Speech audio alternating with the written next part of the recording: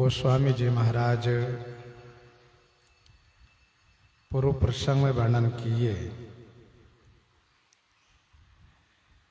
भगवान श्री रामचंद्र जी को रथ पर देख करके रावण बहुत क्रोध में भर गया और श्री राम जी को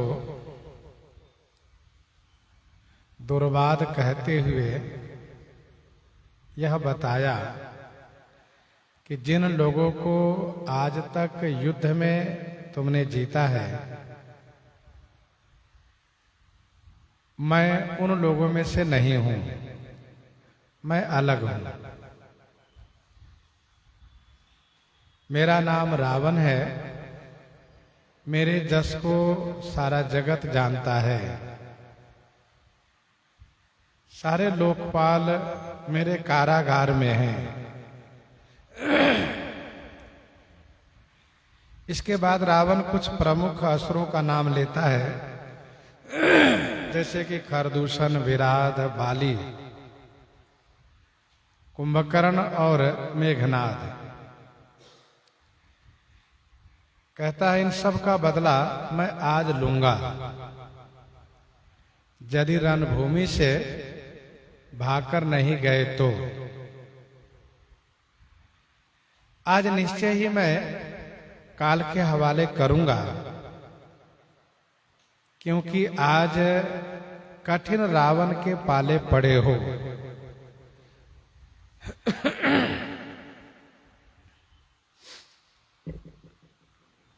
सुनि दुर्वचन काल बस जाना, बिहसे बचन कह कृपा निधाना।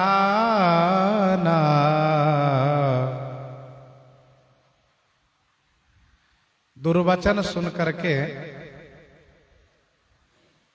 श्री राम जी ने रावण को काल के बस समझा, इसलिए कृपा निधान भगवान श्री रामचंद्र जी ने हंसते हुए यह वचन कहा, सत्य सत्य तब सब प्रभुताई, जलपसी जनी देखाओ मनुसाई।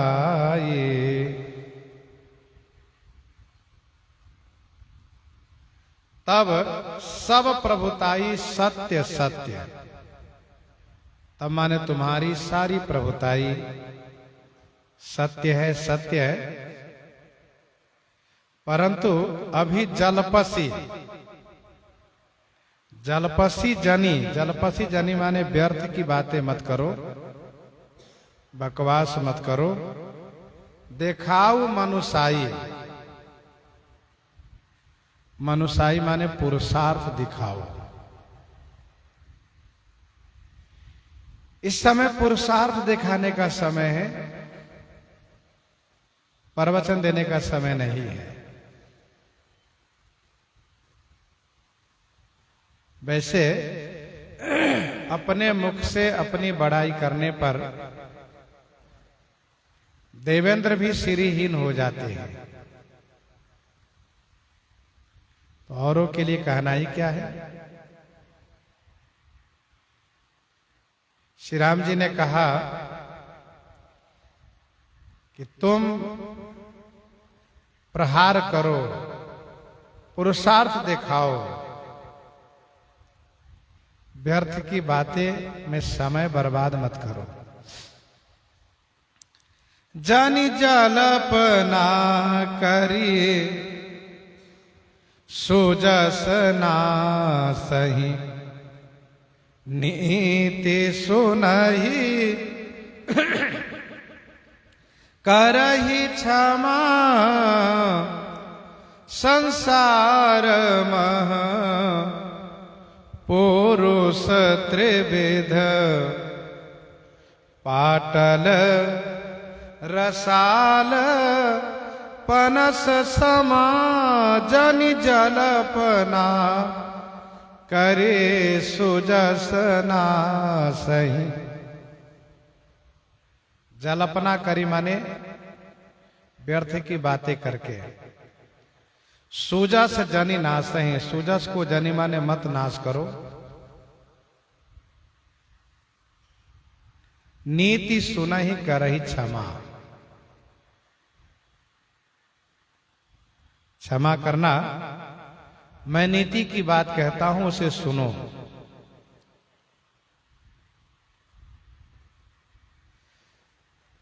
भगवान श्री रामचंद्र जी कहते हैं कि व्यर्थ की बातें करके अपने सुजस को मत नाश करो।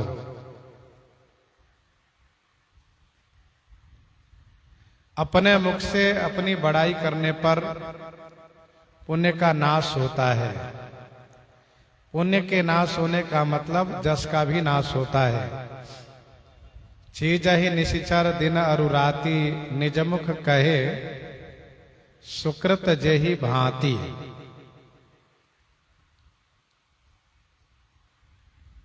भगवान श्री रामचंद्र जी ने कहा कि क्षमा करना, नीति की बात कहता हूं, उसे सुनो पहले ध्यान से।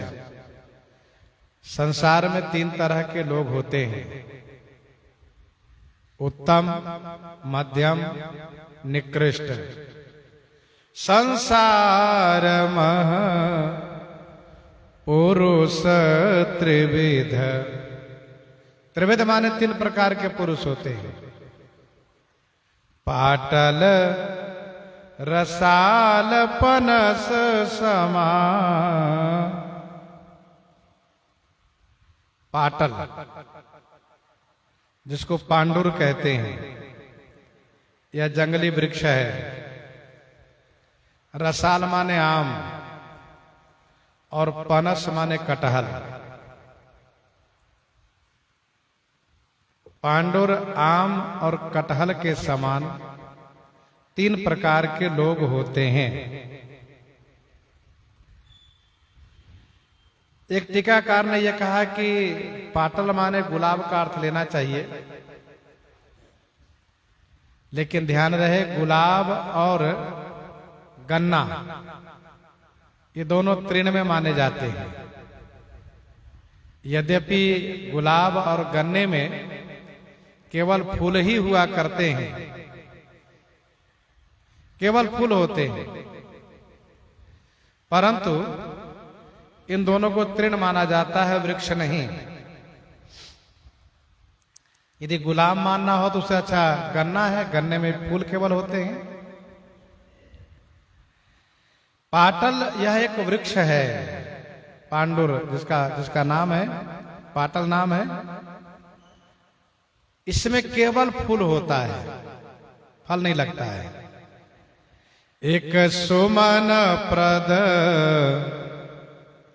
एक सुमन फल, एक फल केवल लागही। एक फल ही केवल लागही। एक सुमन प्रद, एक कौन? जो पाटल है, वह केवल सुमन प्रद माने पुष्प देता है, पुष्प लगता है उसमें। और दूसरा रसाल, रसाल माने आम, फूल के साथ साथ फल भी लगता है, सुमन फल। और एक फलई केवल लागही, और एक जो कटहल है वह केवल उसमें फल ही लगता है। पाटल में फूल लगता है, रसाल में फूल फल दोनों लगता है, और कटहल में केवल फल लगता है। यहां पर पाटल, रसाल और कटहल कहने का मतलब क्या है? इसका मतलब यह है कि एक कहही कहही करही अपर एक, करही कहत न बागही, करही कहत न बागही। एक कहि। एक वह पुरुष होता है जो केवल कहता है, कहता भर ही रहता है। दूसरा पुरुष वह है जो कहता है तो करता है, कहि करहि। अपर एक, अपर माने और, एक माने तीसरा वो है जो करहि, करते तो हैं लेकिन कहत न बागहि। वह कहत न बागहि, बागहि माने चलना फिरना। वे कहते नहीं फिरते हैं, कहते नहीं फिरते हैं। बागहि माने फिरना चलना। निकृष्ट वह है जो केवल कहते रहते हैं, एक कहि। मध्यम वह है जो कहि तो करहि। और उत्तम पुरुष वह है जो करते तो हैं लेकिन कहते नहीं है। करहि कहत न बागहि। दोहावली 348 में गोस्वामी जी महाराज ने लिखा। दोहावली 348 में गोस्वामी जी ने लिखा, जलचर थलचर गगनचर। जलचर थलचर गगनचर देव धनुज नर नाग। उत्तम मध्यम अधम खल 10 गुण बढ़त विभाग। जलचर हो चाहे थलचर हो चाहे गगनचर हो, देव धनुज नर नाग जो भी हो, उसमें उत्तम मध्यम अधम खल 10 गुण बढ़त विभाग। उत्तम 1 हो, मध्यम 10 होते हैं, अधम 100 होते हैं, खल हजारों की संख्या में हो जाते हैं। भगवान श्री रामचंद्र जी ने कहा कि 3 तरह के लोग होते हैं। एक तो केवल कहते हैं, जिसमें से तुम हो, केवल कहते भर हो। दूसरे वह हैं जो कहते हैं तो करते हैं। और तीसरे वह हैं कहते नहीं है, करते हैं, करके दिखाते हैं, कहते नहीं, ढोल नहीं पीटते रहते हैं। कहत न बागहि।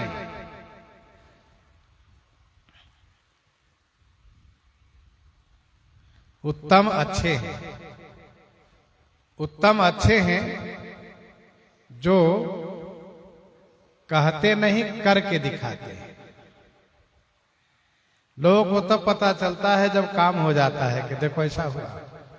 मध्यम लोग हैं जो कहते हैं तो करके दिखाते हैं, लेकिन निकृष्ट वह है केवल कहते भर रहते हैं। 3 तरह के लोग। एक और भी है लोग जो न कहते हैं न करते हैं। चौथे वो भी एक लोग है जो ना तो कहते हैं और ना करते हैं। तो उसको यहां पर नहीं रखा गया। क्यों? क्योंकि ऐसे व्यक्ति से कोई हानि लाभ नहीं है। न वो कहते हो न करते हो, न उससे हानि है न लाभ है, तो उसकी चर्चा करने का कोई मतलब है नहीं। वो बिल्कुल निष्क्रिय है। राम बचन सुनी बिहसा,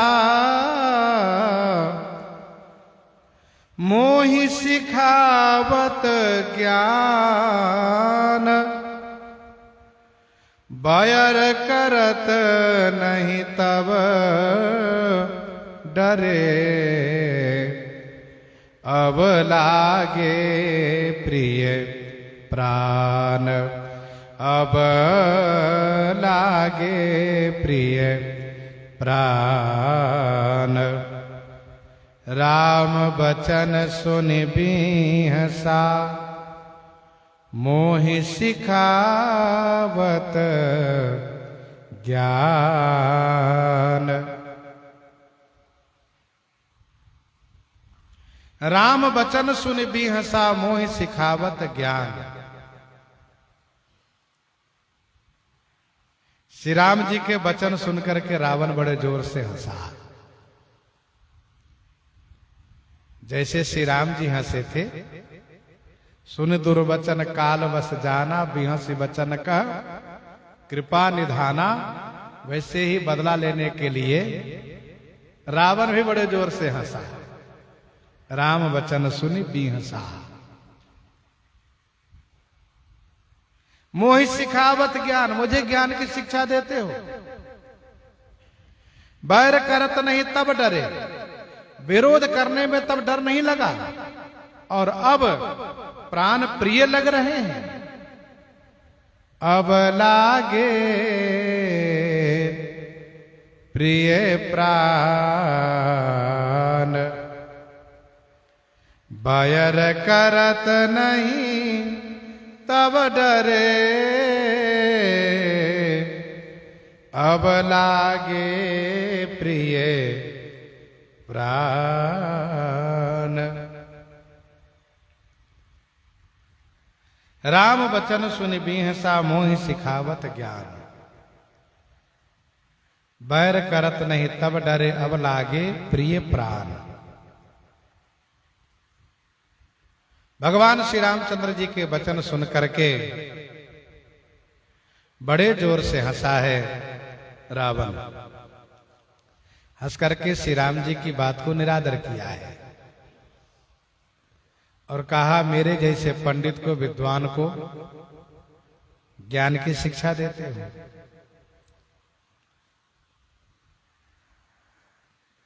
रावण को अपने ज्ञान का भी अभिमान है, जबकि ज्ञान का अभिमान नहीं होना चाहिए। शिक्षा जहां से मिले वहीं से ग्रहण करना चाहिए, परंतु रावण कहता है कि मेरे जैसे विद्वान पंडित को ज्ञान सिखाते हो। बैर करत नहीं तब डरे, जब सूर्पनखा का नाक कान काटा तब डर नहीं लगा कि रावण की बहन इसका नाक कान काटूंगा तो परिणाम क्या होगा। अब युद्ध में आने पर प्राण प्रिय लगने लगे हैं, इसलिए नीति की बात मुझसे कहते हो। कही दुर्वचन क्रोध दस कंधर, कुलिस समान लाग छाड़ई सर।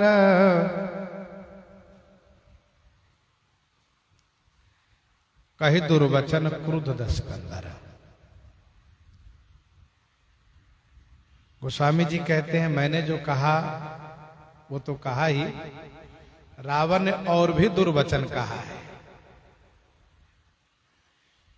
जिस रामायण में जहां पर रावण के दुर्वचन कहे गए हो, उसको गोस्वामी जी ने यहां पर इस शब्द में स्थान दिया है, इसी शब्द में स्थान दिया है, कही दुर्वचन। गोस्वामी जी को प्रिय नहीं है, इसलिए उसके दुर्वचन को स्पष्ट नहीं किया है।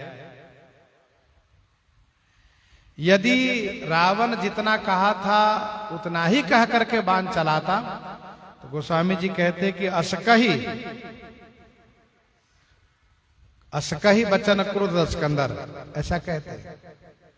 लेकिन कही दुर्वचन का मतलब ये और भी दुर्वचन कहा है, कटु कहा है। जहां वाक्य का विराम होता वहां पर कहा जाता है कि असकही। असकही चला विभीषण जबई, असकही की नहीं चरण पढ़ारा, असकही छाड़ शक्ति प्रचंडा, असकही। लेकिन यहां पर कही दुर्वचन क्रोध दस कंधर, पुलिस समान लाग छाड़े सर। नानाकार सिली मुख धाये, नानाकार सिली मुख धाये, देशे अरु विदेशे गगन मही छाये। देशे अरु विदेशे गगन मही छाये। नानाकार सिले मुख धाये। नानाकार माने अनेक आकार में, सिले मुख माने बाण, धाये माने दौड़े। दिशिया रूपी दिशि गगन मही छाये। गगन माने आकाश, मही माने भूमि, दिशा और विदिशा सब जगह छा गए बाण, सब जगह बाण भर गए। नानाकार सिले मुख धाये। दिशिया रूपी दिशि गगन मही छाये।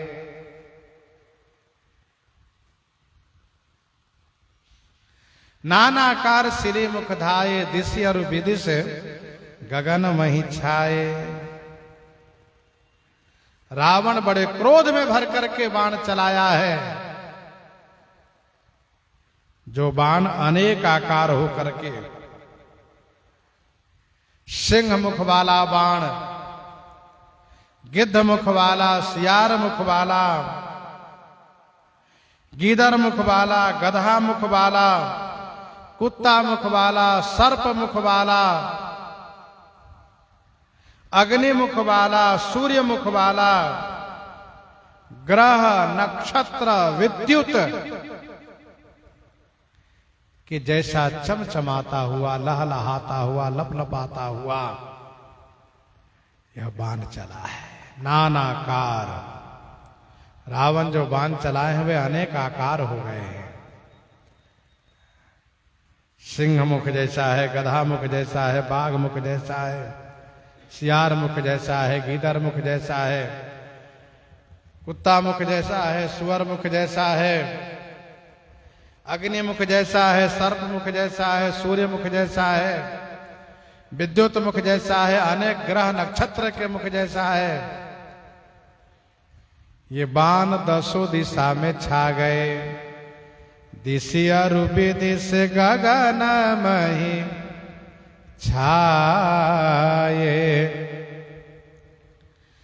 पावक सर छाड़ेऊ रघुबीरा। पावक सर छाड़ेऊ रघुबीरा। छन मह जरे निशाचर तीरा। छन मह जरे निशाचर तीरा। पावक सर छाड़ो रघुबीरा। रघुवीर ने पावक सर छाड़ो। रघुवीर ने पावक सर माने अग्नि बाण चलाए। भगवान श्री राम जी ने अग्नि बाण चलाया। छन महु जरे निशाचर तीरा। एक क्षण में निशाचर रावण का सारा तीर जल गया, सारा बाण चल गया। ये अनेक मुखाकृति वाला बाण सब नष्ट हो गया। भगवान श्री रामचंद्र जी के पावकास्त्र से, अग्नि बाण से सभी तीर रावण के जल के भस्म हो गए। तब रावण छाड़े तीव्र शक्ति खिसियाई। छाड़े तीव्र शक्ति खिसियाई। बाण संग प्रभु फेरी चलाई।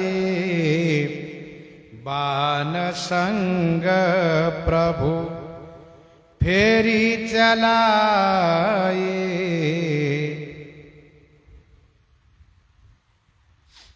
छाड़ से तीव्र शक्ति खिसियाई। फिर रावण खिसिया करके तीव्र शक्ति चलाया। रावण खिसिया करके मैं द्वारा प्राप्त तीव्र शक्ति को चलाया। भगवान श्री राम जी ने बाण संग प्रभु फेरी चलाई। प्रभु श्री रामचंद्र जी ने एक बाण के द्वारा उस शक्ति के मुंह को रावण की ओर फेर करके लौटा करके चला दिया। बाण संग प्रभु फेरी चलाई। प्रभु श्री रामचंद्र जी ने बाण के संग अर्थात अपना बाण चला करके रावण द्वारा चलाई गई शक्ति का मुंह रावण की ओर घुमा करके चला दिए, लौटा दिए। रावण की शक्ति वापस हो गई। बाण संग प्रभु फेरी चलाई। बाण संग प्रभु फेरी चलाई।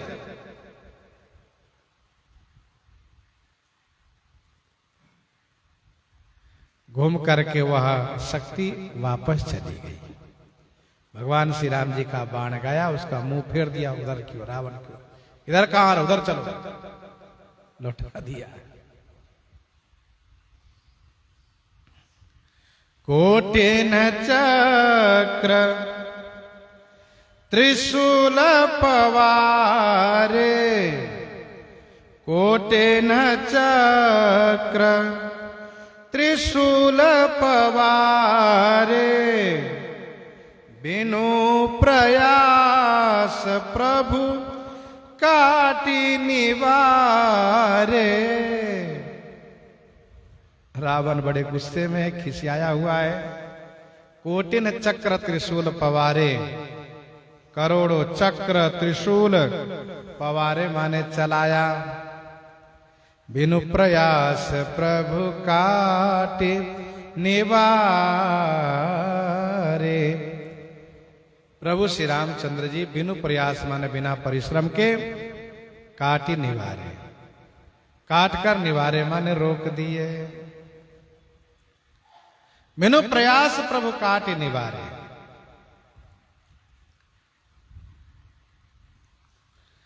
कोटिन चक्र त्रिशूल पवारे, बिनु प्रयास प्रभु काटे निवारे। करोड़ों चक्र त्रिशूल रावण ने चलाया। भगवान श्री रामचंद्र जी को कोई परिश्रम नहीं होता, बिना प्रयास के प्रभु काट करके उसे निवारे माने रोक देते हैं। रावण ने जो भी अस्त्र शस्त्र चलाया है सब व्यर्थ हो गया। गोस्वामी जी ने लिखा, निफल होहि रावण सर कैसे, निफल होहि रावण सर कैसे, खल के सकल मनोरथ जैसे, खल के सकल मनोरथ जैसे, निफल होहि रावण सर कैसे। रावण सर कैसे निफल होहि, रावण के सर, रावण के बाण कैसे निष्फल हो रहे हैं। तो गोस्वामी जी महाराज कहते हैं जैसे खल के सकल मनोरथ निष्फल होते हैं, जैसे खल के सारे मनोरथ निष्फल जाते हैं, वैसे रावण के सारे बाण निष्फल होते चले जा रहे हैं।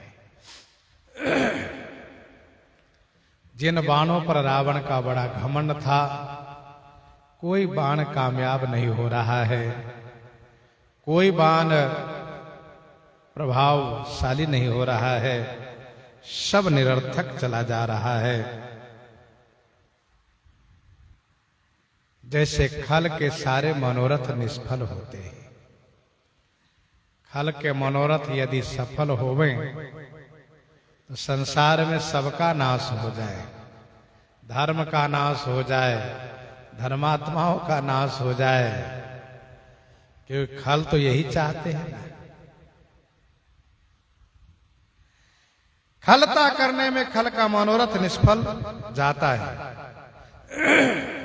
जैसे जो यह खल नित करब हारू, जो यही खल नित करब हारू, हो यही सब उजारी संसार,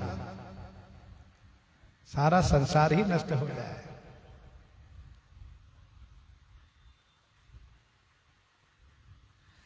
निफल हो ही रावण सर कैसे, खल के सकल मनोरथ जैसे। दुर्योधन दुर्वासा जी की सेवा करके प्रसन्न करता है, और उस समय में पांडवों के पास भेजता है जब वे वनवास काल में भोजन कर लिए होते हैं। सबको विदित है कि श्री द्रौपदी जी के पास एक अक्षय पात्र है। भोजन के पूर्व वह पूरे संसार को भोजन करा सकती हैं, ऐसा उस पात्र का सामर्थ्य है। लेकिन भोजन हो जाने के बाद, उसको धो देने के बाद, साफ कर देने के बाद कुछ नहीं मिलेगा। दुर्योधन खल है, वह जानता है कि दुर्वासा जी क्रोधी बाबा है। ऐसे समय जाएंगे जब भोजन नहीं मिलेगा तो क्रोध करके श्राप दे देंगे, इसलिए भेजता है। श्री दुर्वासा जी आते हैं, श्री युधिष्ठिर जी महाराज उनको भोजन के लिए आमंत्रित करते हैं। दुर्वासा जी आमंत्रण स्वीकार करके नहाने जाते हैं, और अकेले दुकेले नहीं है, बड़ी संख्या में, हजारों की संख्या में शिष्य भी है। भक्तमालकार ने वर्णन किया है 271 कवित में। जब वह स्नान के लिए जाते हैं तो श्री युधिष्ठिर जी महाराज श्री द्रौपदी जी से पूछते हैं कुछ है, तो बताती कुछ नहीं है। जो अक्षय पात्र बटली है उसको धोकर रख दिया गया है। अब श्री युधिष्ठिर जी चिंतित होते, उसी समय में भगवान श्री कृष्णचंद्र जी आते हैं, और वे कहते हैं कि मुझे तो बड़ी जोर की भूख लगी है, भोजन के लिए यहां पर चिंता है, और आपको भी भूख लगी है। कहां? और भगवान श्री कृष्णचंद्र जी तुरंत उस बटुली को लेकर के देखते हैं, किनारे में एक पत्ती दबी रहती है, उसको निकाल करके खा करके एक गिलास जल पीते हैं, ढेकार करते हैं, और भीम को भेजते हैं कि जाओ सबको बुला लाओ, आ जाए भोजन करने के लिए। भीम जी कहते हैं यहाँ तो कुछ पता ही नहीं है भोजन का, आप कहते बुला लाओ, कहा जाओ। आएंगे नहीं बल्कि वरदान देंगे। क्या मतलब? मतलब यह है कि अब कोई भोजन करने की स्थिति में नहीं, सबको पेट भर चुका है और सब वहीं पर दंड बैठक कर रहे पचाने के लिए। कोई नहीं आएंगे बल्कि वरदान दे करके भेजेंगे। भीम जी गदा लेकर के गरजते हुए पहुंचेगा, चलिए महाराज भोजन का हरिहर हो चुका है। इधर सब पेट पर हाथ घुमा रहे हैं, अगस्त जी का मंत्र पढ़ रहे हैं, किसी तरह से पच जाए, कुछ खाने के लिए जगह हो, पर सबको पेट फूलता जा रहा है। अपच सा हो गया है, सबको अपच हो गया है। दंड बैठक कर रहे हैं, फिर भी लगता पेट चढ़ा जा रहा है। दुर्वासा जी ने कहा, सुनो, हम जाल के भोजन करेंगे। कहा? भोजन करके तुम्हें वरदान देंगे। कहा? तो वरदान यही ले लो, अब हमको वहां मत ले जाओ। भीम को पहले समझा के भेजेंगे भगवान। एक बार तो कहा कि वो भोजन क्या होगा, अरे औरों खिला देना है। वरदान लेकर के आशीर्वाद लेकर आते हैं। इस कथा को यहां कहने का अभिप्राय यह है कि खल के मनोरथ यदि सफल होने लगे तो सज्जन लोग रह ही ना पाए, धर्मात्मा लोग रह ही ना पाए।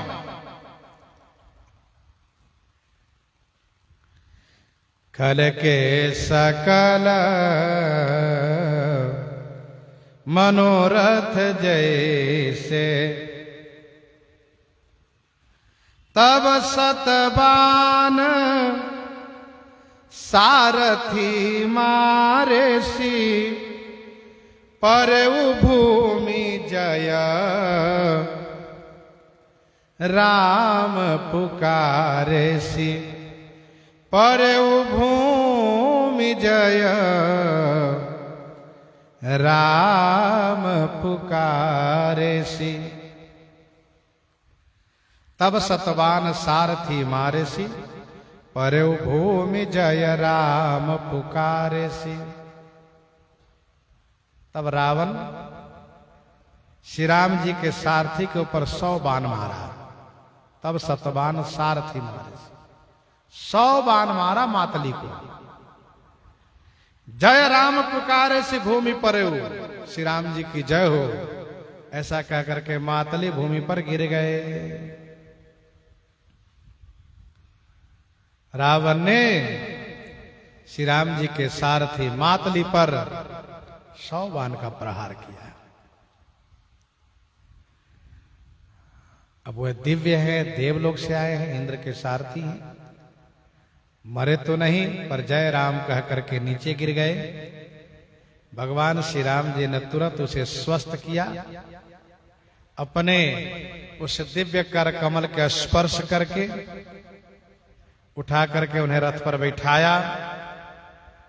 और इसके बाद श्री राम जी बड़े गुस्से में आ गए। श्री राम जी क्रोध में भर गए। राम कृपा करी सूत उठावा, तब प्रभु परम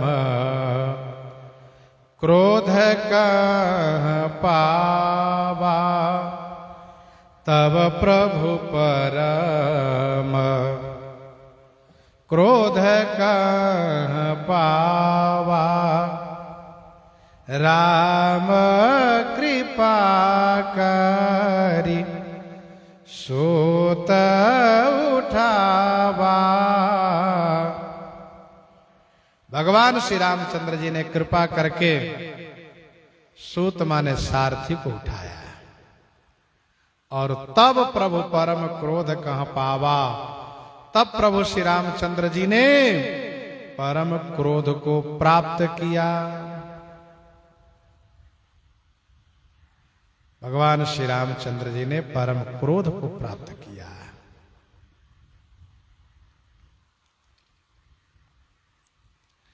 श्री राम जी पर इतना बाण बरसाया रावण, पर गुस्से में नहीं भरे, क्रोधित नहीं हुए उतना।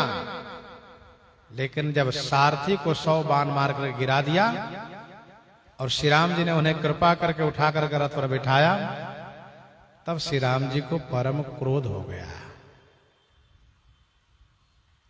श्री राम जी अपने अपराध को सह लेते हैं, परंतु भक्ता अपराध को सहन नहीं कर पाते।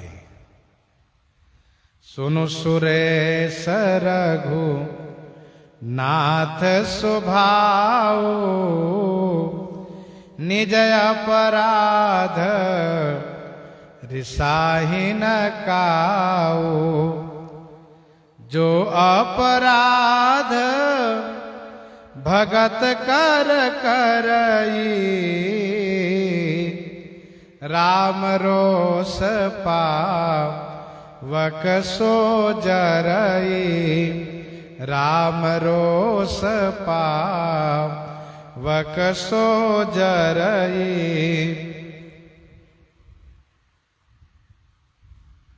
श्रीमद् वाल्मीकि रामायण वर्णन है। भगवान श्री राम जी जब क्रोध में भर गए, क्रोधित हो गए, तो सब डर गए, यहां तक कि रावण भी डरा है, सबको भय हुआ।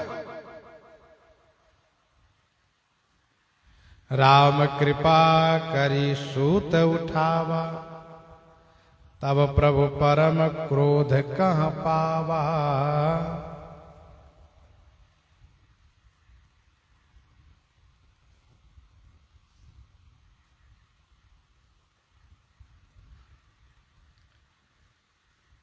यहां पर शब्द है कि तब प्रभु परम क्रोध कहाँ पावा। मतलब भगवान श्री राम जी ने सारथी को उठाया तो देखा पास में क्रोध मंडरा रहा है, घूम रहा है।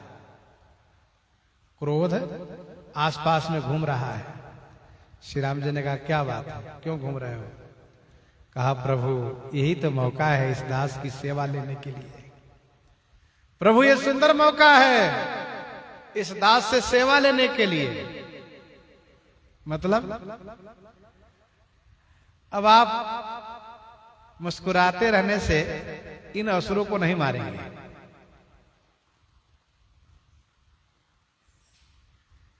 मुझे स्वीकार कर लीजिए, मुझे स्वीकार कर लीजिए तो देखिए आप में कितना क्रोध आता है।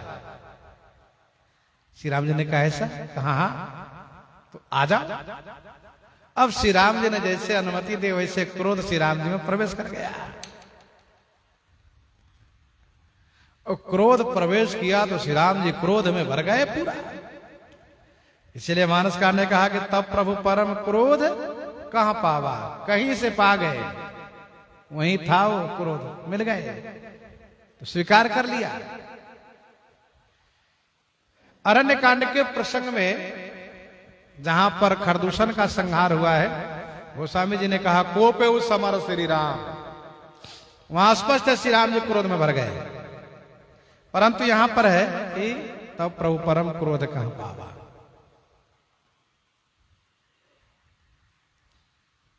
ध्यान दीजिएगा, भगवान श्री राम जी निर्विकार हैं,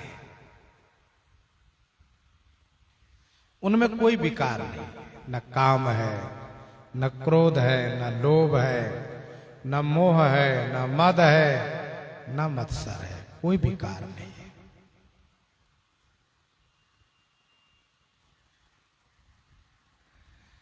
वे तो अगुण अदभ्र गिरा गोतीता, समदर्शी अनवद्य अजीता, निर्मम निराकार निर्मोहा, नित्य निरंजन सुख संदोहा, प्रकृति पार प्रभु सब उर्वासी, ब्रह्म निरीह विरज अविनाशी, ऐसे हैं वे।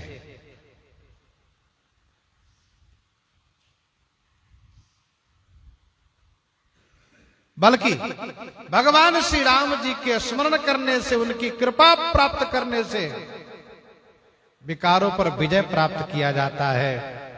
क्रोध मनोज लोभ मद माया, क्रोध मनोज लोभ मद माया, छूट ही सकल राम की दाया। क्रोध मनोज लोभ मद माया, छूट ही सकल राम की दाया। श्री राम जी की कृपा हो ये सब छूट जाते हैं।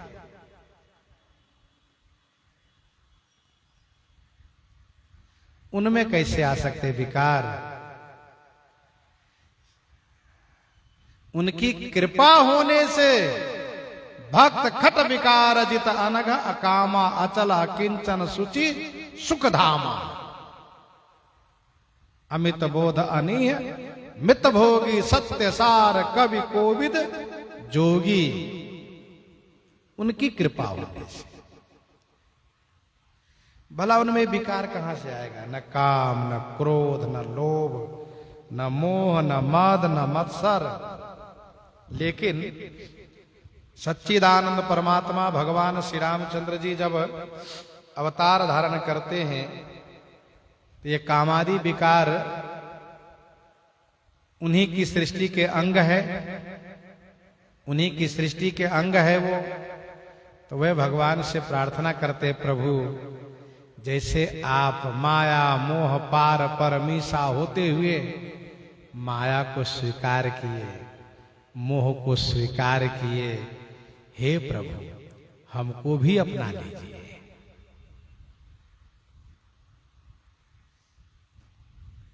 ध्यान दीजिएगा,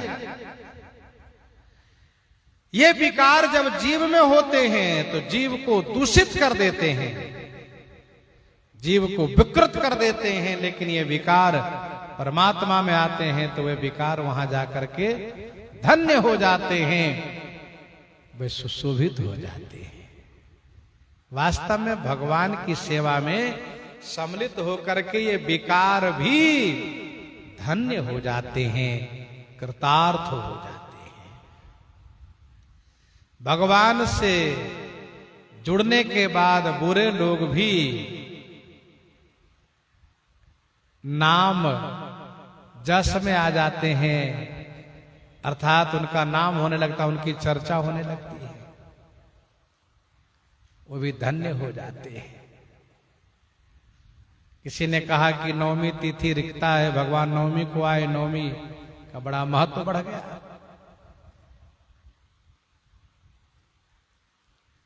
भगवान जिसे स्वीकार कर ले वही बड़प्पन को प्राप्त कर लेता है। तो विकारों ने भगवान से प्रार्थना करी है, प्रभु मुझे भी सेवा का मौका दीजिए, इससे आप में हानि तो नहीं होगी लेकिन हम धन्य जरूर हो जाएंगे। तो श्री राम जी ने कहा ठीक है भैया, समय समय पर आप सबकी सेवा ली जाएगी। तो श्री राम जी काम को स्वीकार किए, काम को अपनाए। कहां पर? तो अरण्य कांड में जब भगवती श्री सीता जी का हरण हो गया तो काम को अपना लिए, कहा ठीक है भैया तुम आ जाओ, अब इस समय में तुम्हारी आवश्यकता है। श्री राम जी श्री सीता जी के वियोग में व्याकुल हो गए।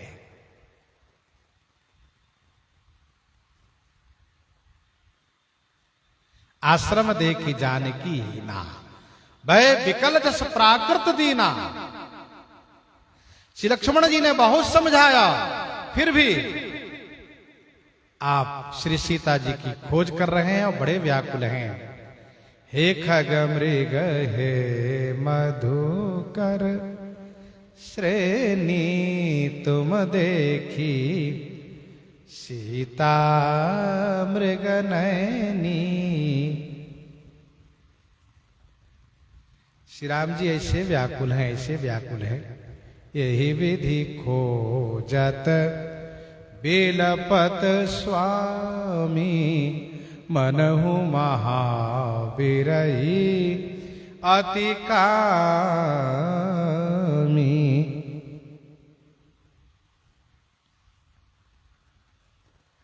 सरकार ऐसे विह्वल हो गए, ऐसे व्याकुल हो गए कि श्री लक्ष्मण जी को पूछते हैं कि तुम कौन हो, मैं कौन हूं, यहां क्यों घूम रहे हैं। और जब श्री लक्ष्मण जी के द्वारा यह ज्ञात होता है, मालूम होता है कि श्री सीता जी का हरण हो गया है, तो फिर हाँ सीते कह करके व्याकुल हो जाते हैं। पक्षियों से पूछते हैं, पशुओं से पूछते हैं, वृक्षों से पूछते हैं। वृक्ष की डाली हिलती है तो उनसे पूछते हैं क्यों तुमने मेरी श्री सीता को देखा है क्या। लताओं से पूछते हैं, वृक्षों से पूछते हैं।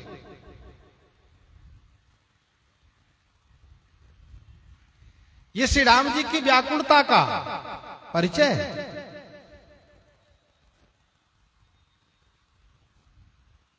परंतु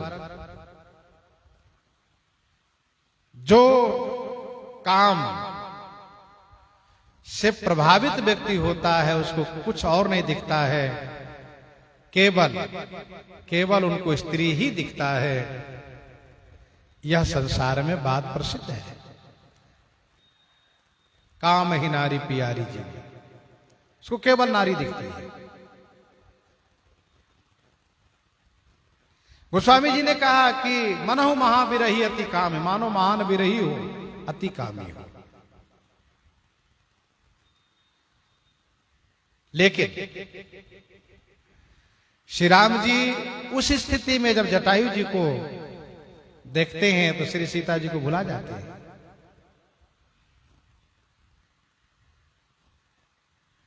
जटायु जी को देखते ही श्री सीता जी को भुला करके उनके दुख में सम्मिलित हो जाते हैं। और इतना ही नहीं, उनसे कहने लगते हैं कि हे तात आप शरीर रखिए। जटायु जी कहते नहीं, मुझे अब शरीर का मोह नहीं, शरीर नहीं रखना है। कहा मैं मानता हूं कि गिद्ध शरीर आपको अच्छा नहीं लग रहा है, आप ब्रह्मा जी से कहिए आपको दिव्य शरीर दे देंगे। जटायु जी ने पूछा आप मुझे शरीर रखने के लिए क्यों कह रहे हैं बार बार? तो श्री राम जी ने कहा इसमें 2-3 लाभ है मेरा। क्या? कुछ दिन आप रहेंगे तो मैं गर्व से कहूंगा मेरे पिताजी हैं, और मैं आपका पुत्र बनकर के आपकी सेवा करूंगा। पहला लाभ तो यह है। दूसरा लाभ यह है कि आप जब रहेंगे तो मेरी कथा सुना करके, आप अपना दर्शन दे करके लोगों को कल्याण करेंगे। लेकिन जटायु जी ने कहा नहीं, मैं तो अब नहीं रहना चाहता हूं। तब श्री राम जी क्या कहते हैं? हे तात, आप शरीर छोड़ करके मेरे धाम को जाइए, सीधे मेरे धाम को जाइए। और सुनिए, आप जैसे पुण्य पुरुष अर्चिरादि मार्ग होकर जाते हैं, विभिन्न लोकों में घूमते हुए जाते हैं, आप स्वर्ग में भी जाएंगे। वहां पर मेरे पिता आपके मित्र महाराज श्री चक्रवर्ती अवधेश जी से मुलाकात होगी, भेंट होगी। सुनिए, हे तात, पिताजी से श्री सीता हरण की चर्चा मत कीजिएगा, नहीं तो उनको बड़ा कष्ट होगा। मैं यदि राम हूं तो फिर रावण अपने परिवार के साथ जाएगा उसी रास्ते से और वो बताएगा, तो मेरे पिताजी बड़े खुश होंगे, वाह मेरा बेटा राम, तुमने रावण को समाप्त कर दिया। अब जरा सोचिए, इतने व्याकुल थे, अभी कुछ क्षण पहले, कुछ मिनट पहले बड़े व्याकुल थे, होश में नहीं थे, और जटायु जी से मिलने पर अपना धाम भी दिखा, स्वर्ग भी दिखा, सब दिखा। और जटायु जी को गति देने के बाद फिर वही उसी दशा को प्राप्त हो गए। यही भी खोजत बिलपत स्वामी, और पुन सीतई खोजत दो भाई, चले बिलोकत बन बहुताई। फिर खोजते बिलपत बिलाप करते हुए चलने लगे। और ध्यान दीजिएगा, कामी का चरित नहीं होता, कामी का जस नहीं होता, क्योंकि उसको तो अपजस होता है। कामी पुनि के रहें लंका। और अरण्य कांड में भगवान श्री राम जी श्री सीता जी के लिए इतना विलाप करते हैं, ऐसा शोक करते हैं। और अरण्य कांड के महात्मा में गोस्वामी जी लिखते हैं कि राव नारी जस पावन गावहि सुनहि जरूर, राम भगत दृढ़ पावहि बिनु विराग जप जो। श्री राम जी का चरित्र मंगलमय हो रहा है। तो कहने का भाव यह है कि काम को अपनाने के बाद भी श्री राम जी का चरित्र दूषित नहीं हुआ। बस उतने समय के लिए काम को बुला लिए, काम आया, काम घूम रहा था, उसको स्वीकार कर लिए। अब संसार में सामान्य लोग वो समझ गए कि श्री राम जी भी कामी है, बस इतना दिखा दिए, फिर काम को विदा कर दिया, जाओ तुम्हारी आवश्यकता अब नहीं है। तो कहने का भाव यह है कि श्री राम जी के अपनाने से काम भी धन्य हो गया। कामिन के दीनता दिखाई, धीरन के मन विरति दृढ़ाई। और सुनिए, क्रोध, यहां पर आप सुन रहे हैं क्रोध। राम कृपा कर सुत उठावा, और तब प्रभु परम क्रोध कहां पावा। पा गए क्रोध को। अब जब क्रोध को पाए तो क्या हुआ, अभी आप सुनिए आगे।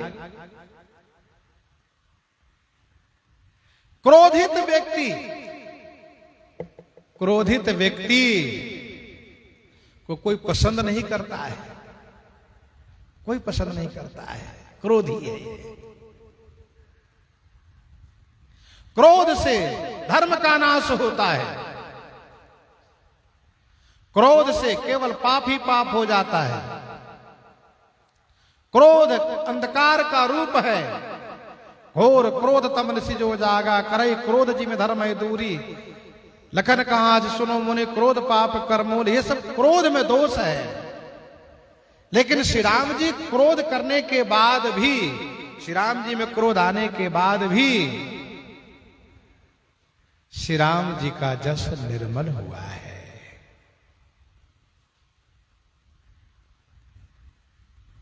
समर विजय रघुबीर के, चरित जे सुनहि सुजान। विजय विवेक विभूति नित, तिन्हि देहि भगवान। दूसरी एक बात और सुन लीजिए, जिस व्यक्ति को जिस पर क्रोध होता है वो चाहता है ये गड्ढे में गिरे, ये नष्ट हो जाए, ये मर जाए, उसका कल्याण वो कभी नहीं चाह सकता। जिस पर जिसका क्रोध होता है वह उसका कल्याण कभी चाह ही नहीं सकता। लेकिन श्री राम जी क्रोध करने के बाद भी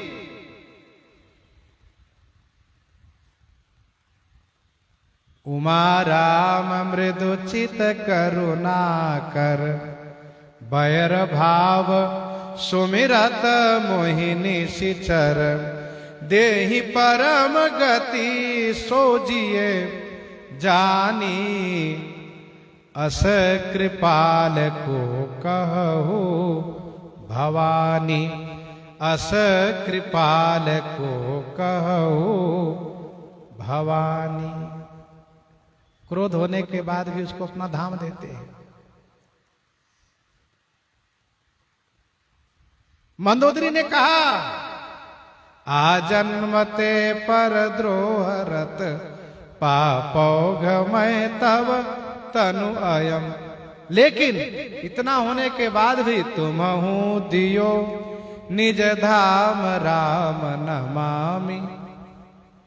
करुणा कोमलम, तुमहु दियो निज धाम राम नमामि।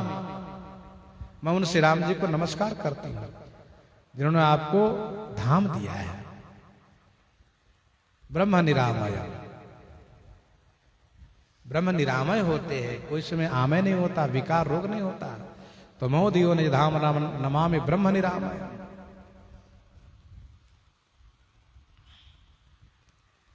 क्रोध,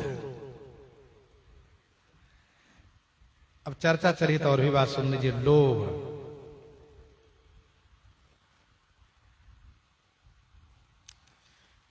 लोभ को भगवान श्री राम जी ने मौका दिया। कहां? तो जनकपुर में। विवाह के समय में श्री शतानंद जी महाराज ने कहा, राघव अपना हाथ फैलाइए। अब श्री राम जी बड़े संकोच से पड़ गए, हम तो हाथ फैलाएंगे नहीं। क्यों?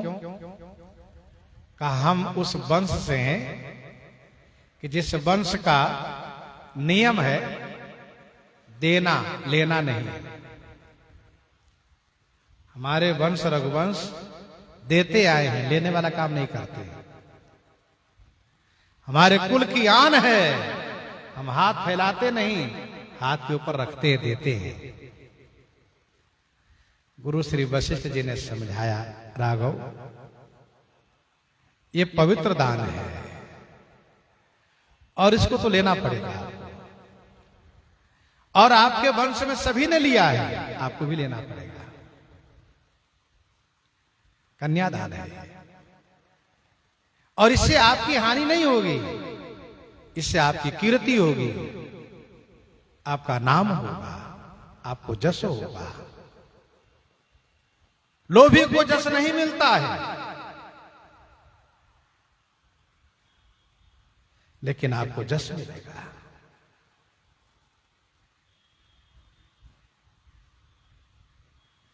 तब भगवान श्री राम जी ने लोभ को इशारा किया, भैया अब तू ही आ जा। लोभ को इशारा किया, लोभ आया और फिर श्री राम जी लेना शुरू किए तो खूब लिए। जो भी वहां कन्यादान के बाद जो भी उनको दिया जा रहा है सब श्री राम जी ले रहे हैं। अब पाहुन है, मेहमान है, तो पाहुन को सब कुछ दिया जाता है, जो भी आवश्यक चीजें।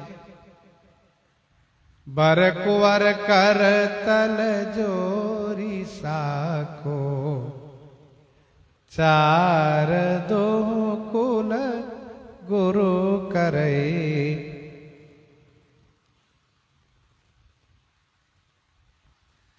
फिर इसके बाद महाराज श्री जनक जी ने कन्यादान किया है।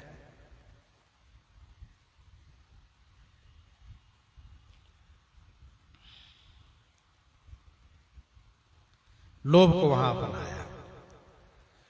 मोह को कहां मौका दिया श्री राम जी ने? कहा मोह को मौका दिया लंका कांड के युद्ध प्रसंग में। श्री लक्ष्मण जी को शक्ति लगी, लक्ष्मण जी मूर्छित हो गए। भगवान श्री राम जी लक्ष्मण जी को हृदय में, भगवान श्री राम जी लक्ष्मण जी को हृदय गोदी में बैठा करके हृदय से लगा करके और विलाप करने लगे। विलाप इतना किए कि श्री राम जी ने सुग्रीव से कहा, सुग्रीव अब मैं कुछ नहीं कर पाऊंगा, मेरे भाई लक्ष्मण जब जीवित नहीं होंगे तो मैं इनके साथ चिता में जलूंगा, अपनी सुरक्षा की व्यवस्था आप स्वयं कर लेना। हाँ, मुझे विभीषण के लिए चिंता जरूर है कि इनके लिए मैंने कुछ किया नहीं।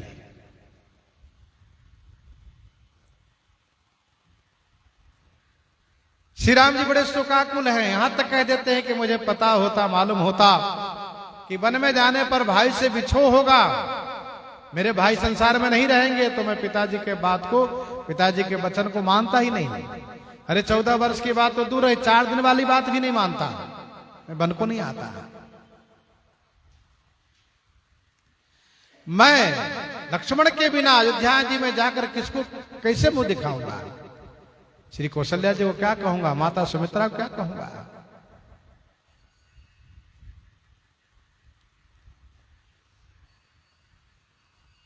इस समय में श्री राम जी मोह को अपनाए हैं, और मोह का मतलब होता है कि जिसके प्रति मोह हो, मोह माने आसक्ति, मोह हो, तो उनके लिए वह व्यक्ति सब कुछ करने को तैयार होता है, चाहे वह कार्य उचित हो या अनुचित हो। मोह का स्वरूप है।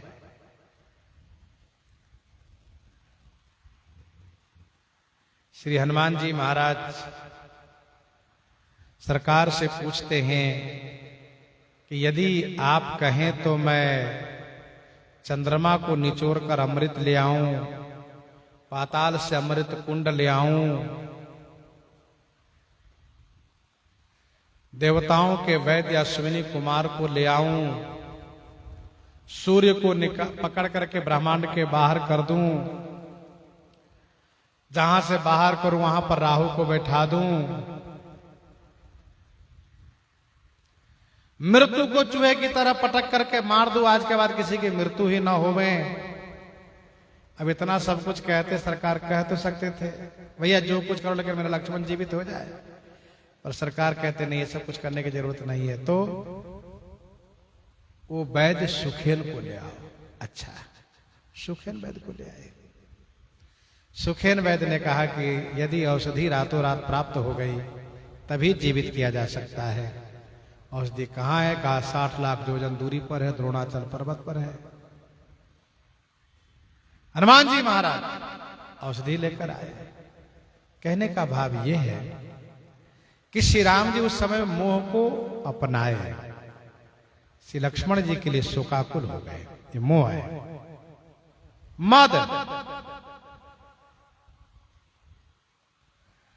मद को अपनाए हैं बालकांड में श्री परशुराम जी के प्रसंग में। परशुराम जी बहुत बोल रहे हैं, यद्यपि लक्ष्मण जी उनका प्रति उत्तर भी कर रहे हैं। लक्ष्मण जी से श्री परशुराम जी उलझ जा रहे हैं। श्री राम जी किसी तरह से शांत कर रहे हैं, लेकिन शांत नहीं हो रहे हैं। आखिर में श्री परशुराम जी श्री राम जी पर नाराज हो गए। शिव जी का धनुष तोड़ करके मुझे समझाते हो, तुम्हारा भाई तुम्हारे सहमत है, तुम्हारा भाई तुम्हारे मत से, तुम्हारे इशारे से मुझे अनादर कहता है, कटु कहता है, अनादर करता है, और तुम बार बार हाथ जोड़ लेते हो। अब ये काम करो, मेरे साथ युद्ध कर लो राघव। नहीं तो आज के बाद राम कहलाना बंद कर दो। राम नाम होता है वीर पुरुष का, हाथ जोड़ने वाला का नाम राम नहीं होता है। शिवद्रोही हो आप, युद्ध करो नहीं तो दोनों भाई को आज मार दूंगा। तो भगवान श्री राम जी ने कहा मद की ओर देख करके, अरे भैया अब तुम्हारे बिना काम नहीं चल सकता, आओ। मद धन्य हो गया, मद आ गया।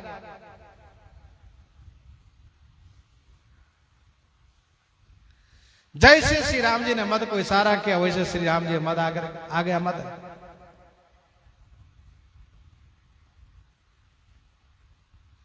श्री राम जी ने कहा मेरे वंश का स्वभाव है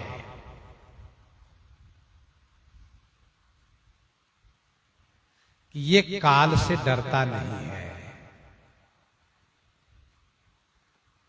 रघुवंशिन कर सहज स्वभाव, कहो स्वभाव न कुलहि प्रशंसी, कालहु डरहि नरन रघुवंशी। आप ब्राह्मण है तो मैं क्षत्रिय हूं, ये भी जान लीजिए। और क्षत्रिय कभी युद्ध से घबराता नहीं, युद्ध से डर जाए तो वो क्षत्रिय के नाम पर कलंक है। वो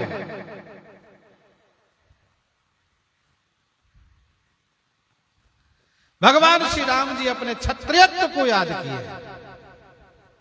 ये मद है, जाति मद।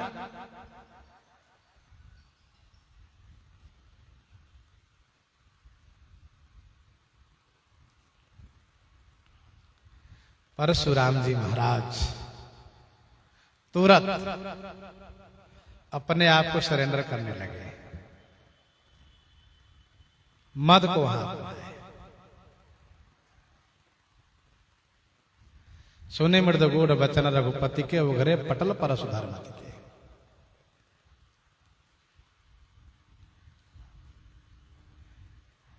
और जब सरेंडर किए, समर्पित हुए, तो श्री राम जी ने कहा कि आपको अब कुछ तो देना पड़ेगा। आप एक तो ब्राह्मण हैं, मेरे गुरु जी के रिश्ते में हैं, इसलिए मैं आपको मारूंगा नहीं, लेकिन मैंने धनुष पर बाण चढ़ाया आपके कहने से, इसलिए बाण को तो कुछ चाहिए।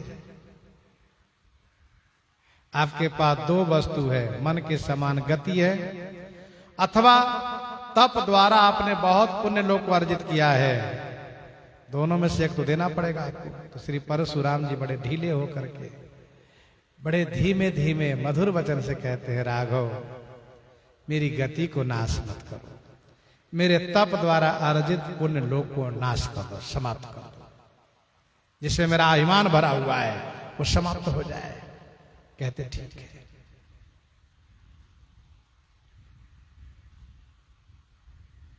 ये मद है। और मत्सर, मत्सर को अपनाया भगवान श्री रामचंद्र जी ने लंका कांड में ही। श्री राम जी सुबेल पर्वत के शिखर पर अपने मंत्रियों के साथ बैठे विराजित हैं। महाराज सुग्रीव की गोद में सिर रख करके लेटे हुए हैं, चर्चा कर रहे हैं। रावण नीलगिरी पर शिखर पर नृत्यशाला में नाच गान का आनंद ले रहा है। श्री राम जी ने विभीषण जी से पूछा, विभीषण दक्षिण तरफ लगता है बादल घिरा हुआ है, वर्षा होने वाली है, लगता है कि असमय में उपल की वृष्टि होगी। श्री विभीषण जी कहते, नहीं सरकार, आप तो सब जानते, फिर भी दास से पूछना चाहते हैं। तो सरकार ये मेघ नहीं, मेघडंबर छत्र है रावण का। मंदोदरी के कान के कुंडल, बिजली चमक रही है, मृदंग बज रहा है, वही मेघ की आवाज है। अब श्री राम जी धनुष पर बाण रख दिए और चला दिए। बाण गया, रावण का छत्र मुकुट मंदोदरी के कुंडल काट के गिरा दिया, वापस आ गया बाण। यही है मत्सर। श्री राम जी ने मत्सर को अपनाया। मत्सर, मत्सर का मतलब दूसरे के सुख को देख नहीं सकना, दूसरे के आनंद को देख न सकना, उसमें विघ्न डाल देना, उसको भंग कर देना, ये मत्सर कहलाता है। श्री राम जी भंग कर दिए। क्या सचमुच मत्सर है? नहीं, लेकिन मत्सर को अपनाया है। अब आप जरा सोचिए, श्री राम जी ने मोह को अपनाया, तब भी श्री राम जी का जस निर्मल बना रहा। मद को अपनाया, तब भी श्री राम जी की प्रशंसा हुई। मत्सर को अपनाया, तब भी प्रशंसा श्री राम जी की ही हुई। श्री राम जी में कोई विकार नहीं है। श्री राम जी निरामय है। श्री राम जी इन विकारों की प्रार्थना पर लीला की शोभा के लिए चरित्र को विस्तार करते हुए सभी विकारों को समय समय पर मौका दिए।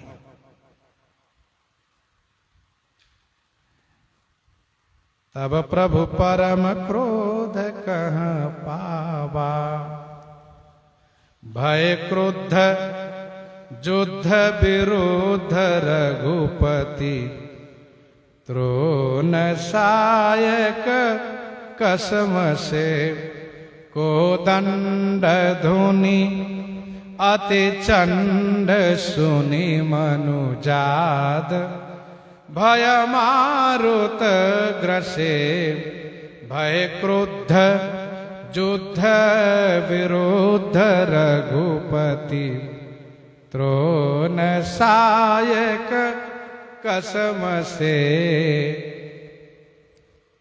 रघुपति युद्ध विरुद्ध क्रुद्ध भय, तो त्रोण सायक कसम से। त्रोण माने तरकस में, सायक माने बाण, कसमस आने लगे, एक दूसरे में रगड़ने लगे, उत्साह में भर गए, बाण कहने लगे, जल्दी मुझे निकाला जाए प्रभु, जल्दी मुझे सेवा में लगाया जाए। त्रोण सायक कसम से, कोदंड धुनि अति चंड सुनि मनुजाद, भय मारुत ग्रसे, मंदोदरी और कंप कंपति कमठ, भूभूधर त्रसे, चिकरहि दे गज दसन गहि मही, देखि कौतुक सुर हसे, देखि कौतुक सुर हसे। श्री राम जी धनुष पर बाण का संधान कर रहे हैं। जैसे श्री राम जी का बाण रावण की ओर चलता है और रावण के रथ सारथी को नष्ट करता है, सो श्रवण आगे करेंगे। प्रसंग को यहीं पर हृदयांगम करते हुए आइए श्रवण करते हैं श्री कवितावली रामायण जी से।